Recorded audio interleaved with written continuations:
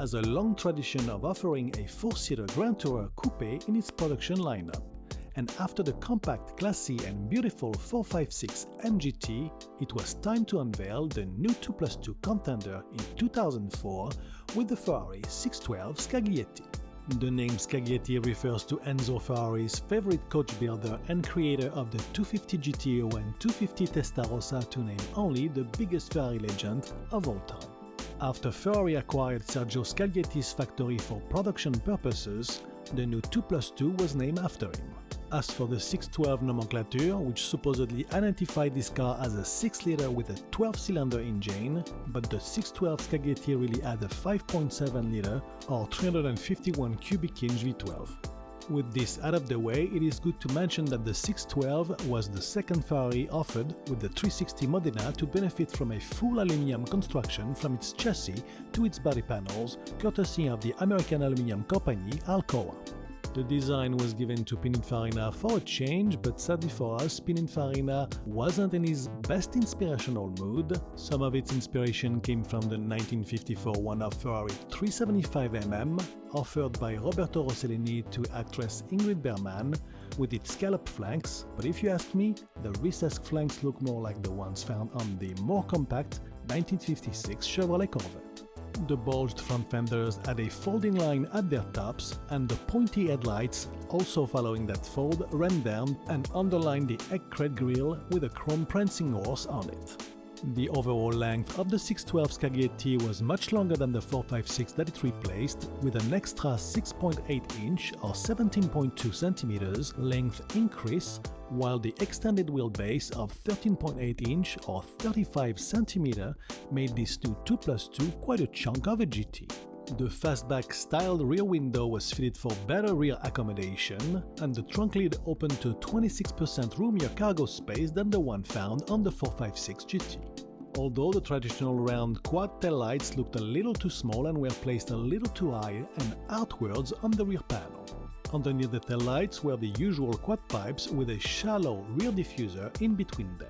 It is quite obvious that the 612 Scaglietti wasn't the most elegant Grand Tourer with its challenging big proportions, but everything made sense inside with enough space to accommodate two adults in those deep rear bucket seats, something that the sublime 456 could never do.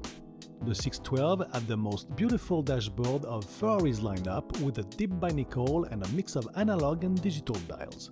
The interior round air vents were protuberant but fitted nicely into the cabin with overlapping ladder padding flowing onto the three central vents. The center console had a state-of-the-art Bose radio system with a dual-zone AC control unit just underneath it. On the tunnel console, you could find a rare but still available 6-speed exposed clinking metal gear gate, or the F1A A4 Auto 6-speed sequential gearbox controlled via paddle shifters behind the steering wheel. Also on the steering wheel was 4 buttons for the digital display modes and the sport setting, which firmed up the suspension and sharpened the throttle response. Finally was also the traction control CST on-off button, giving you full control over this 46/54 front-to-rear weight distribution 4-seater, but you were better off with this last one on if you didn't know what you were doing. Aside from the 308 GT4, every family man's Ferrari had the engine placed at the front, but this time it was set all the way at the back of the front axle, giving the 612 Scaglietti a mid-front engine configuration, thus giving us a good weight distribution, also helped by the rear transaxle gearbox. As mentioned before, the V12 had a 5.7-liter or 351 cubic inch capacity and came straight from the 575 Super America with its 540 PS or 533 horsepower at 7,250 RPM. With its power output and the help of launch control, it propelled the 612 to 62 mph from a standstill in 4.2 seconds, while the top speed was 199 mph or 320 km/h. In 2006, the first Ferrari importer from Japan, Corners & Co., celebrated its 30th anniversary with a limited edition 612 simply named the Corners 30th Anniversary Edition. This batch of only 20 units received a special blue corns finish, carbon fiber fuel cap, and meshed grille accents at the front and rear end. Alcorn's 30th anniversary edition 612s were sold to Japanese customers only and were all fitted with the HGTC handling pack normally offered as an option.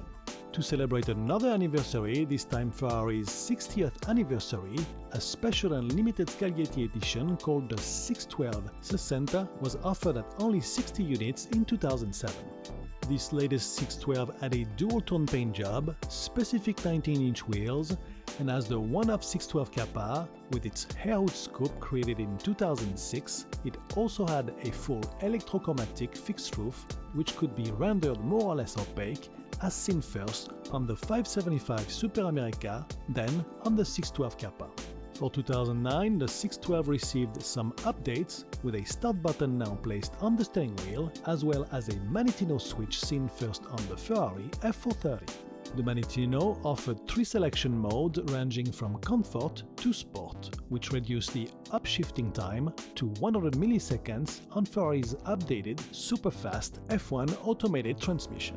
Sadly, the manual gearbox was no longer available, but now it only took 4 seconds to get to 62 miles per hour from a standstill.